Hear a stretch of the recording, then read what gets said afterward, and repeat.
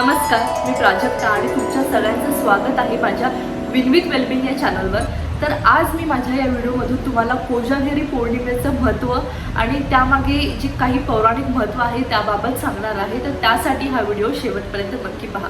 तर चला सुरुवात करूया व्हिडिओला।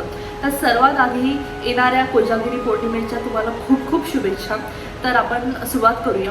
कोजागिरी पौर्णिमेच्या दिवशी आपण पृथ्वी तलावर माता लक्ष्मी आणि इंद्र यांची एकत्रित पूजा करतो आणि या दिवशी मध्यरात्री लक्ष्मी जी आहे ती फिरत असते जागोजागी आणि जे कोणी जागरण करत आहे किंवा कोजागिरीचाच अर्थ आहे कोजागरती, म्हणजे जे कोणी जागरण करत आहे त्यांना सुख समृद्धी आणि धनवृद्धीचा आशीर्वाद देऊन निघून जाते। तर त्याबाबत आपण अजूनही जाणून घेऊया।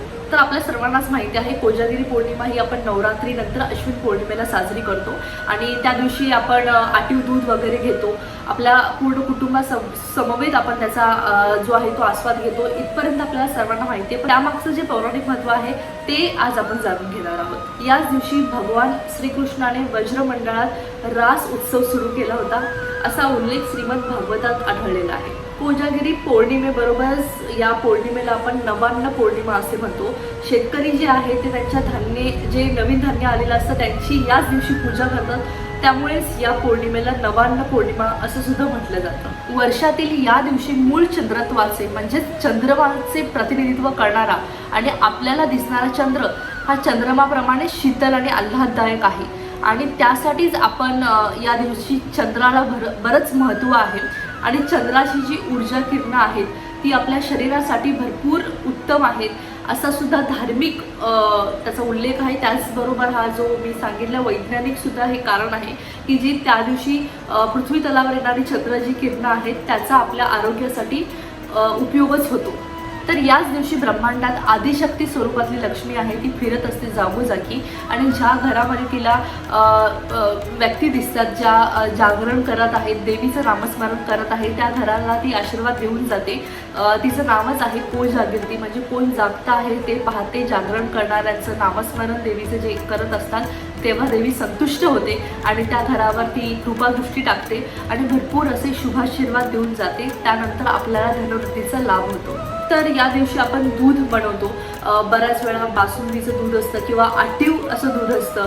आपण वेगवेगळ्या प्रकारचा बासुंदी मसाला वगैरे टाकून हे दूध बनवतो। त्याप्रमाणे हे दूध बनवून झालं की चंद्राचा जो प्रकाश आहे त्या प्रकाशामध्ये पौर्णिमेचा चंद्र त्या कोजागिरी पौर्णिमेच्या या प्रकाशात आपल्याला ते जे भांडं आहे ज्यामध्ये आपण आटीव दूध बनवलेलं असतं त्या प्रकाशात आपल्याला काही वेळ ते तसंच राहू द्यायचं असतं आणि त्यानंतर आपण त्याचा प्रसाद रूपी आपण त्याचं ग्रहण करत असतो। तर त्या जे चंद्राची किरणं आहेत ती त्या दुधावर पडल्यामुळे त्याचं एक आयुर्वेदिक महत्त्व आहे आणि त्यामुळे आपले त्वचेचे काही आजार असतील तर त्या आजारांपासून सुद्धा आपल्याला मुक्ती मिळते। तसेच लक्ष्मी ही माता आहे जी आल्हाददायक आहे आणि इंद्र ही देवता शीतलदायक आहे। तर ही दोन्ही देवता जी आहे ते तत्वरूपाने या दिवशी या पौर्णिमेच्या दिवशी आपल्या भूतलावर उपस्थित असतात आणि त्यांचे आशीर्वाद मिळवण्यासाठी आपल्याला देवीच्या नावाचा जागरण करायचा असतो आणि देवीचे शुभाशीर्वाद मिळवायचे असतात। तसंच ज्योतिषशास्त्रात चंद्रग्रहाला मनाचा कारक मानलं गेलेलं आहे। त्यामुळे आपल्या मनाशी निगडीत असणाऱ्या ज्या गोष्टी असतात म्हणजे मानसिक स्थैर्य, शांती या सर्व गोष्टी मिळवून देण्यासाठी चंद्राचं खूप विशेष महत्त्व आहे आणि कोजागिरी पौर्णिमेला आपण चंद्राच्या प्रकाशात थोडा वेळ बसल्याने तसंच चंद्राच्या प्रकाशात ठेवलेलं आटीव दूध ग्रहण केल्यामुळे आपल्याला या सर्व गोष्टींचा लाभ होतो। चंद्र हा ग्रह जो आहे तो मातृकारक आहे, म्हणूनच जेव्हा कुंडली पाहतो किंवा ज्योतिषशास्त्रात आपण पाहतो चंद्र या ग्रहावरून आपल्याला मातृत्वाचं सुख किंवा मातेचं सुख जे आहे ते अभ्यासलं जातं।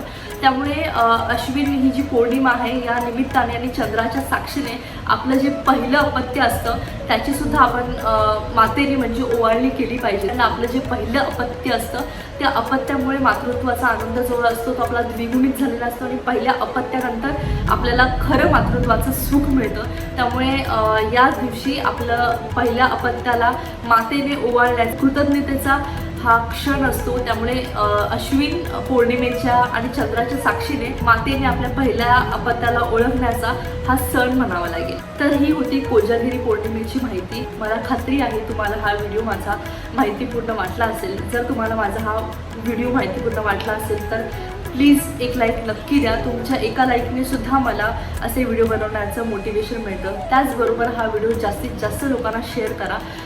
कोजागिरीच्या आधी शेअर करा, त्यामुळे लोकांना कोजागिरी पौर्णिमेची माहिती मिळेल. आणि जर माझ्या चॅनलवर नवीन असाल तर पटकन लगेच माझं चॅनल आत्ताच्या आत्ता सबस्क्राईब करा. त्यामुळे तुम्हाला अशा बऱ्याच वेगवेगळ्या व्हिडिओची माहिती मिळत जाईल. आणि माझ्या चॅनलवर असेच बनून राहा. तोपर्यंत काळजी घ्या. स्टे ट्यून आणि कोजागिरी पौर्णिमेच्या तुम्हाला खूप खूप शुभेच्छा.